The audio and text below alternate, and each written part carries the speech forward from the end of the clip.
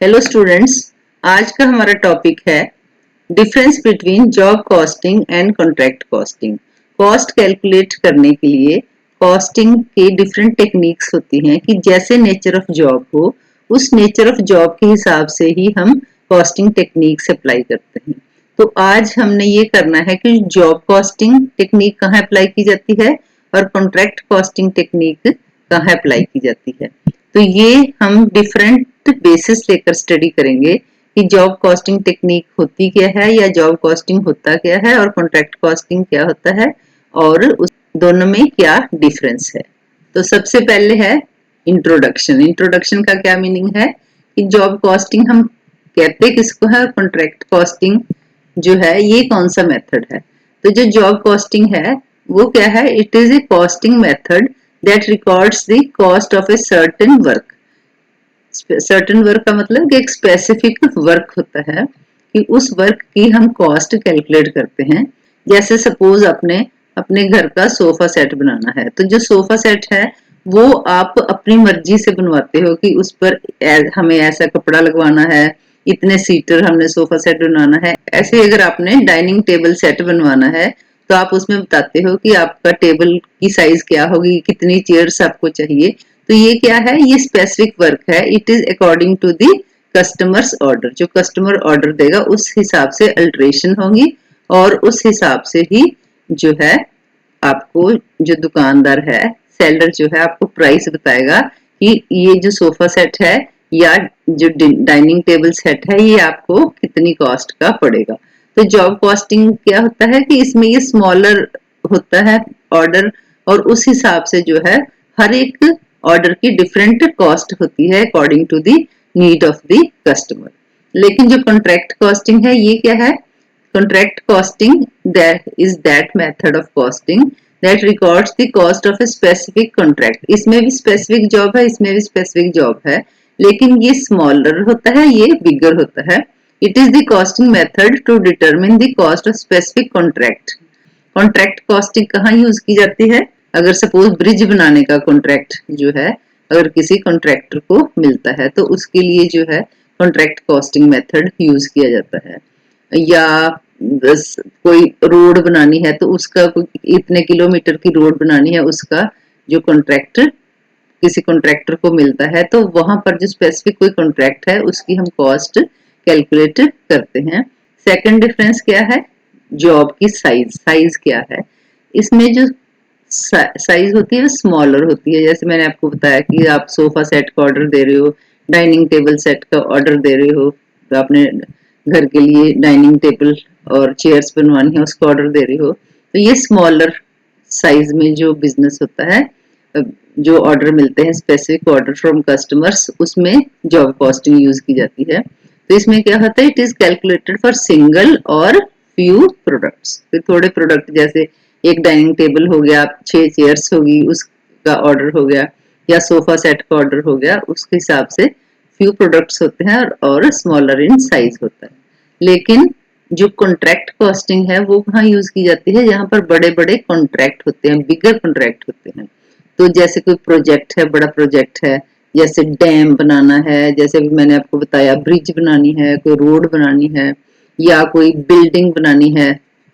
ठीक है, कोई किसी ने अपनी इंडस्ट्री शुरू करनी है, उसके लिए एक बिल्डिंग बनानी है, तो उसमें कॉन्ट्रैक्ट कॉस्टिंग का मेथड यूज किया जाता है।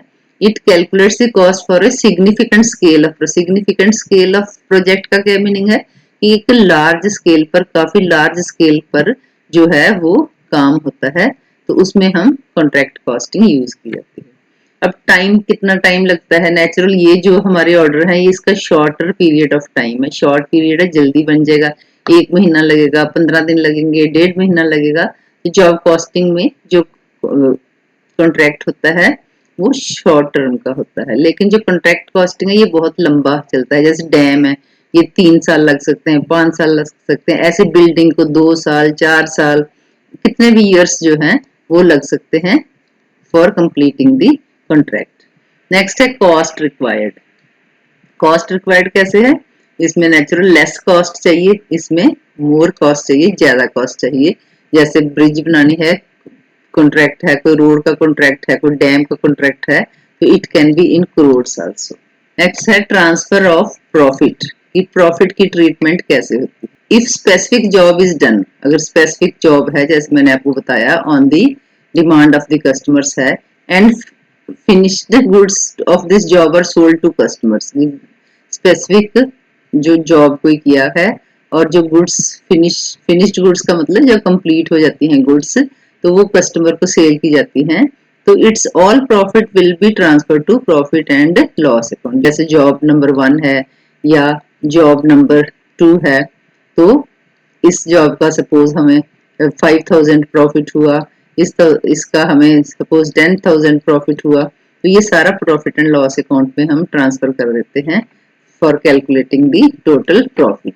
लेकिन जो कॉन्ट्रैक्ट कॉस्टिंग होती है इसमें मैंने आपको बताया था क्योंकि ये लंबे समय का कॉन्ट्रैक्ट होता है, इन ईयर्स इसका काम चल सकता है, तो इसकी जो ट्रीटमेंट है that is of different way.